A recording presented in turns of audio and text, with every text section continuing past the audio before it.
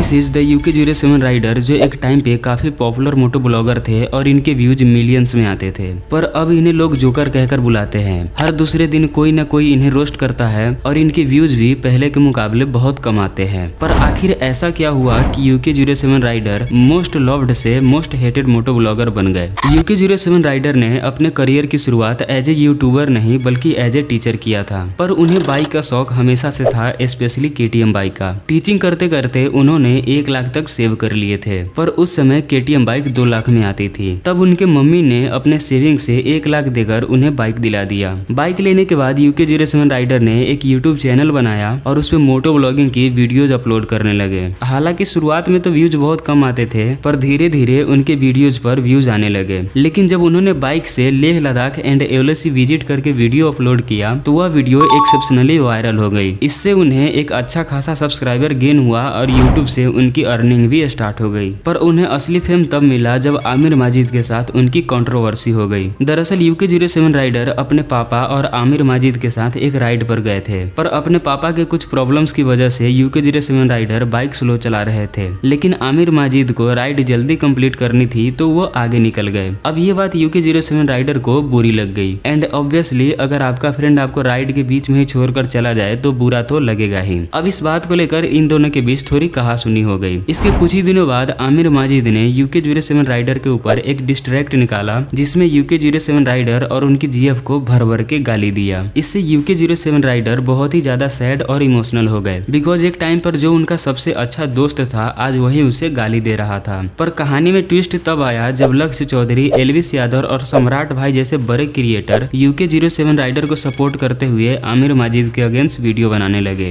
इससे UK07 rider को support तो मिला ही, पर साथ ही साथ उन्हें एक अच्छा खासा फेम भी मिल गया और यहीं से उनका करियर एकदम से बूम हो गया। कुछ ही समय में UK07 राइडर इंडिया के नंबर 1 मोटो ब्लॉगर बन गए और वो अपनी लाइफ को फुल्ली एंजॉय करने लगे। पर ब्लॉगिंग करते करते उन्होंने कुछ ऐसी हरकतें करी जिससे उनकी बनी बनाई रेपुटेशन की धज्जियां उड़ गई और उनके चैनल पर व्यूज भी कम होने लगे। सबसे पहली गलती उनसे तब हुई जब बिना वजह एक शॉप ओनर को उन्होंने फ्रॉड बता दिया। दरअसल UK07 राइडर को iPhone 14 Pro Max का 1 TB वाला वेरिएंट चाहिए था, जिसे लेने वो एक मोबाइल शॉप पर गए। पर उस शॉप ओनर के पास उस समय 128 GB वाला वेरिएंट था। अब UK07 राइडर को iPhone अर्जेंट चाहिए था बिकॉज उनको उससे ब्लॉगिंग करनी थी। तो शॉप ओनर ने 128 GB वाला वेरिएंट देते हुए कहा कि अभी आप इसे ही ले जाओ और जो ब्लॉग करना है कर लो, बस इसमें सिम कार्ड मत डालना। पर UK07 राइडर उस फोन में सिम कार्ड लगाकर यूज करने लगते हैं और फिर कुछ समय बाद उसे वापस करने शॉप ओनर के पास चले जाते हैं। अब टेक्निकली यह फोन सेकेंड हैंड हो चुका था, जिससे शॉप ओनर ने इसे वापस लेने से मना कर दिया। इस बात से UK07 राइडर को बहुत गुस्सा आया और उसने सबके सामने उस शॉप ओनर को फ्रॉड बता दिया।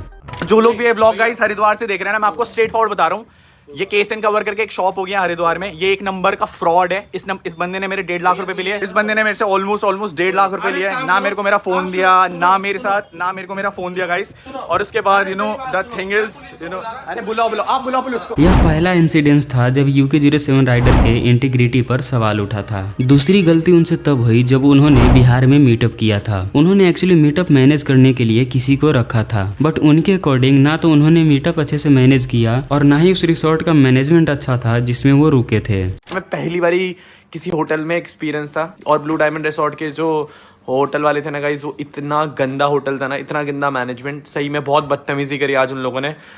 भव्या से भी बदतमीजी करी। यार मुझे समझ नहीं आता, लोग ना पहले इनवाइट कर लेते हैं और जब उनसे चीजें नहीं संभलती तो फिर वो हाथ खड़े कर देते हैं। अब एज ए रिस्पॉन्स जिन्होंने मीटअप मैनेज किया था उन्होंने बताया कि मैनेजमेंट बिल्कुल सही था, बट इट वाज हिम जिन्हें किसी पेड इवेंट में जाना था, तो वो जल्दी चले गए और सारा दोष मैनेजमेंट पर डाल दिया। नाउ अगेन इससे उनके रेपुटेशन पर एक अच्छी खासी दाग लग गई। अब उनके तीसरी गलती की बात करें तो वो है कार्स फेक परचेज। देखो UK07 राइडर हमेशा सुपर कार और सुपर बाइक खरीदते रहते हैं, पर असल में वो इन कार्स को खरीदते नहीं बल्कि कुछ पैसे देकर उन्हें एक स्पेसिफिक टाइम पीरियड के लिए इंडिया में लाते हैं और जैसे ही टाइम पीरियड समाप्त होता है तो कार्स को उनके रियल ओनर को रिटर्न कर दिया जाता है। UK07 राइडर के इस सीक्रेट बिजनेस मॉडल को मैक्सटर नाम के एक यूट्यूबर ने एक पॉडकास्ट में सबके सामने बता दिया। वो UK सुपरा लाया, 6 महीने की उसकी वैलिडिटी होती है, बीच में बिग बॉस में भी था, वैलिडिटी खत्म, सुपरा गई।